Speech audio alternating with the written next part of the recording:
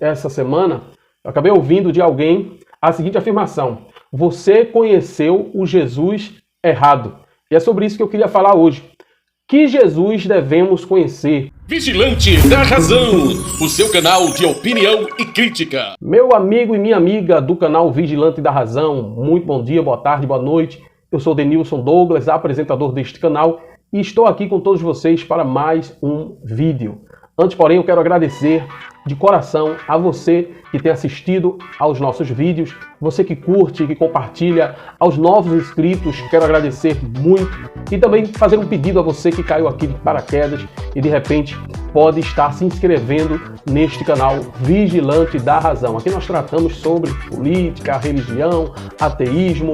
Aqui nós debatemos assuntos de extrema importância. E o vídeo de hoje não é diferente. No nosso dia a dia, muitas pessoas nos abordam para questionar o porquê de nós antes estarmos trilhando um determinado caminho e agora nós estarmos nessa nova postura, nessa nova forma de vida. Essa semana, acabei ouvindo de alguém a seguinte afirmação: você conheceu o Jesus errado. E é sobre isso que eu queria falar hoje. Que Jesus devemos conhecer? Aí eu começo fazendo uma leitura daquilo que os religiosos eles dizem acerca de Jesus, de quem seja Jesus Cristo. Por exemplo, no livro de Mateus, capítulo 11, versículo 29, diz assim: tomem sobre vocês o meu jugo e aprendam de mim, pois sou manso e humilde de coração, e vocês encontrarão descanso para as suas almas.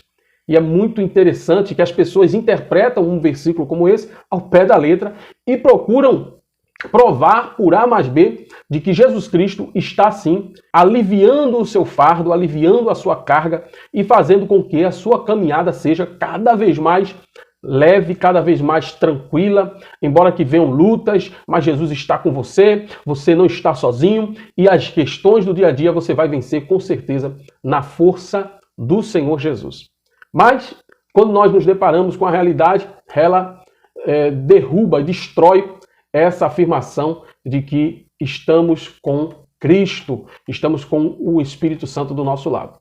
E na Bíblia, que os cristãos tomam por sagrada, existem algumas afirmações acerca desse Jesus. Primeiro, que ele é o Filho de Deus, como diz em João, capítulo 1, versículo do 1 ao 14. Que Jesus é o Filho do homem, como diz o João, capítulo 2, do versículo 1 ao versículo 10, que Jesus Cristo é o Mestre Divino, como diz no versículo do 2 ao 21 do capítulo 3 de João. Jesus é o ganhador de almas, Jesus é o médico dos médicos, Jesus é o pão da vida, ele é a água da vida, Jesus é o defensor do fraco, a luz do mundo, Jesus, ele é o bom pastor, Jesus é o príncipe da vida e uma série de adjetivos referindo-se a Jesus como o Filho de Deus, o Rei, o servo do Senhor, o Consolador, a videira verdadeira, o doador do Espírito Santo, o grande intercessor e por aí se vai, o modelo de sofredor, o Cristo conquistador da morte, o Salvador crucificado. Então, são muitos adjetivos que são atribuídos a Jesus, como, por exemplo, o restaurador do arrependido. São muitas atribuições que os religiosos fazem acerca da pessoa ou da suposta pessoa de Jesus Cristo. Agora, quando a gente analisa toda a história de Jesus Cristo, nós vamos perceber uma série de incongruências. Isso mesmo, principalmente no que diz respeito à transcendência desse Jesus do local para o universal ou para o mundial. Jesus Cristo, ele representou para os judeus uma esperança de libertação, se é que Jesus Cristo existiu, mas a pessoa de Jesus Cristo representou a libertação do povo judeu das garras dos seus opressores, que na época de Jesus seriam exatamente os romanos.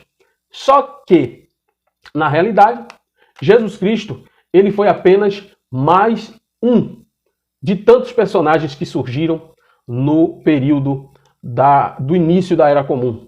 E até mesmo antes. Há relatos que remontam 100 anos antes de Jesus, pessoas às quais eram atribuídas a elas poderes e dons maravilhosos, e também a figura de um Messias.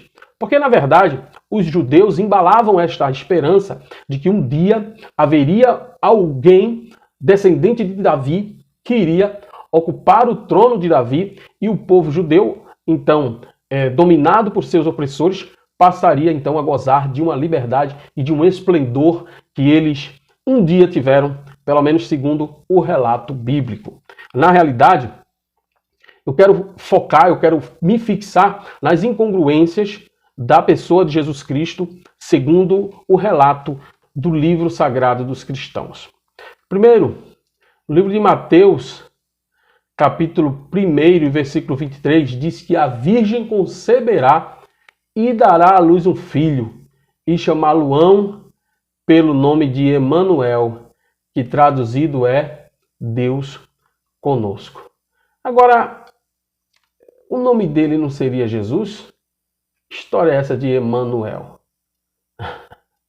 No livro de João, capítulo 1 e o versículo 8, diz o seguinte: se dissermos que não temos pecado, não existe verdade em nós.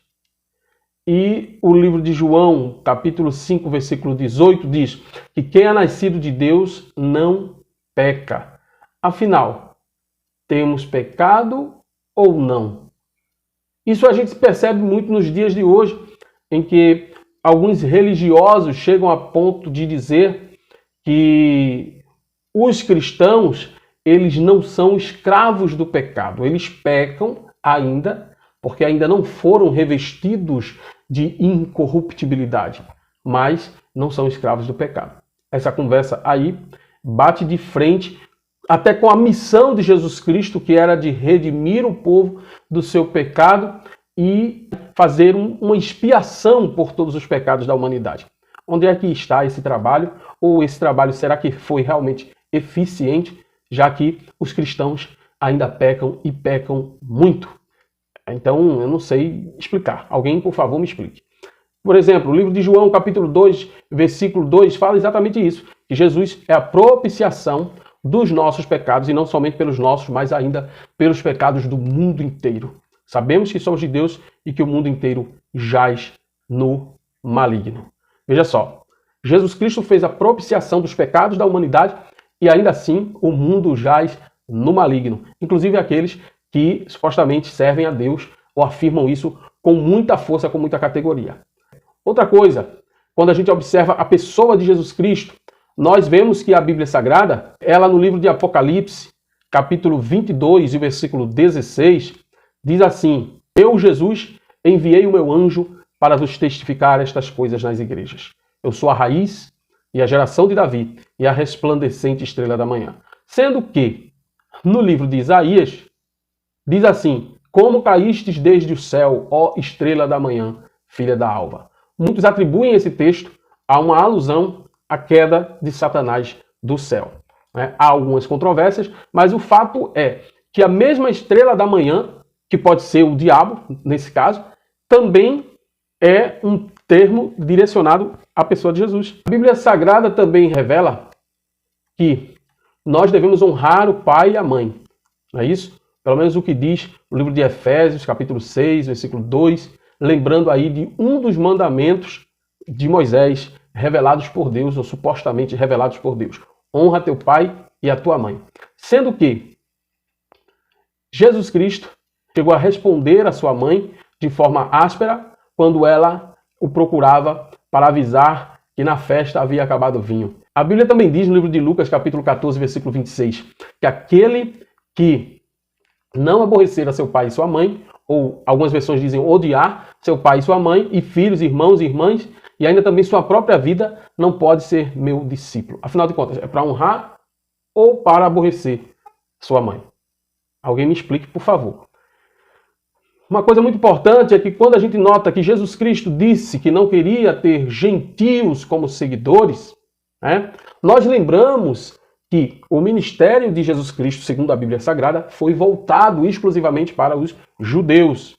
Em Mateus, capítulo 10, versículo 5, diz assim: ele dá ordem firme aos 12 apóstolos: não ireis pelo caminho dos gentios, nem entrareis em cidade de samaritanos. Então, se você, meu amigo, minha amiga, adora a Jesus Cristo, se você está aí se sentindo a Israel de Deus, entenda que Jesus Cristo fez bem essa distinção entre judeus, samaritanos, entre judeus e gentios. Uma prova cabal disso é quando ele tratou a mulher cananeia com desprezo, quando disse assim que não era lícito lançar o que era dos filhinhos aos cachorrinhos.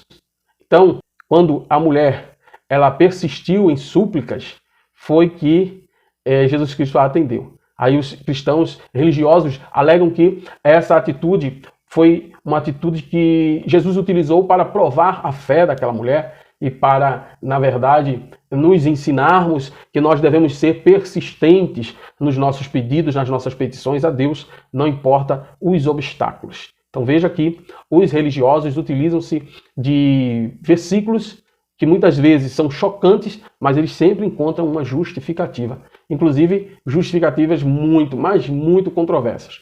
Nos 3 primeiros evangelhos, Mateus, Marcos e Lucas, Jesus Cristo, ele diz a todos para não pensar nele como Deus. Então, é como se nesses 3 chamados evangelhos sinópticos, Jesus Cristo não queria ser reconhecido como Deus. E, na verdade, no Evangelho segundo João, que alguns trechos comprovadamente foram escritos posterior ao primeiro século, Jesus Cristo, sim, admitia que era o próprio Deus e exigia que as pessoas o reconhecessem como tal. Às vezes de maneira sutil, mas ele fazia com que as pessoas o reconhecessem como Deus. Então, afinal de contas, esse Jesus, eu sempre ouvi que ele era uma figura um tanto controversa. Mas agora eu tenho realmente essa certeza. Então, por conta disso, eu não tenho condições de seguir esse Jesus. Eu não tenho condições de seguir um homem que tentou implantar um reino de Deus voltado para seus discípulos, voltado para seus apóstolos, para todos aqueles que o adoravam, para todos aqueles que o seguiam, e, na verdade, fazia distinção de pessoas, quando a própria Bíblia diz que Deus não faz acepção de pessoas. Na realidade, há outras passagens aí que mencionam exatamente o contrário. De fato, há acepção de pessoas, sim, na Bíblia Sagrada. As pessoas que cobram de nós que nós voltemos ao primeiro amor, é impossível. Algumas pessoas, alguns colegas até dizem que se Jesus de fato se apresentar a eles, se Jesus de fato existisse e se apresentasse, eles iriam, no mínimo, fazer algumas boas perguntas a Jesus, porque não é brincadeira o que realmente está aí sendo seguido sob o pretexto de estar seguindo Jesus Cristo. Pessoas matam, morrem, pessoas aí abrem mão do seu senso de razão, não é isso? Então, por conta disso e por conta de outros motivos, não há condições de eu seguir Jesus. Por exemplo, esse Jesus que eu aprendi a seguir quando estava no contexto religioso, na vida religiosa, era um Jesus que era exclusivista. Jesus que inspirava as pessoas a fazerem acepção, a fazerem discriminação entre as pessoas. O Jesus que eu aprendi a seguir na religião e que eu desaprendi a seguir era o Jesus que inspirava os líderes a explorarem os seus fiéis, a achar que uma vida de total santidade, uma vida de total observância dos conceitos bíblicos, era uma vida de favorecimento dos líderes em detrimento dos irmãos de fé, que eram os menos favorecidos da época. Então não tem condições, certo? Não tem condições de eu, por exemplo, continuar suprindo esse sistema de mecanismos, de dinheiro, de apoio, para que seja perpetuado todo esse esquema.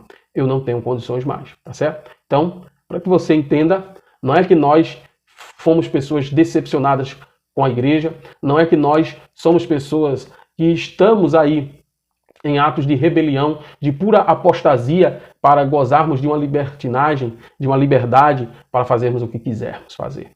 É uma discordância das incongruências da Bíblia Sagrada, uma discordância da veracidade do conceito bíblico de salvação, é uma total aversão a tudo isso que tentam colocar, que tentam nos fazer seguir, tentam nos apresentar, tentam nos empurrar goela adentro. Isso aí nós não aceitamos, tá certo?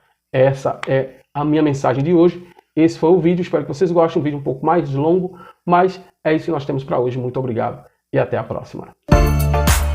Olá pessoal, não posso esquecer da questão que foi levantada lá no início do vídeo. No início do nosso vídeo, eu teria conhecido o Jesus errado. Eu estaria, na verdade, decepcionado porque conheci o Jesus errado. Realmente, esse Jesus que eu conheci e depois veio à tona as semelhanças dele com o deus Mitra, as semelhanças com Dionísio, semelhanças com deuses pagãos como Horus, influências do zoroastrismo, influências da dualidade entre o bem e o mal. Esse Jesus não serve para mim. Sinto muito.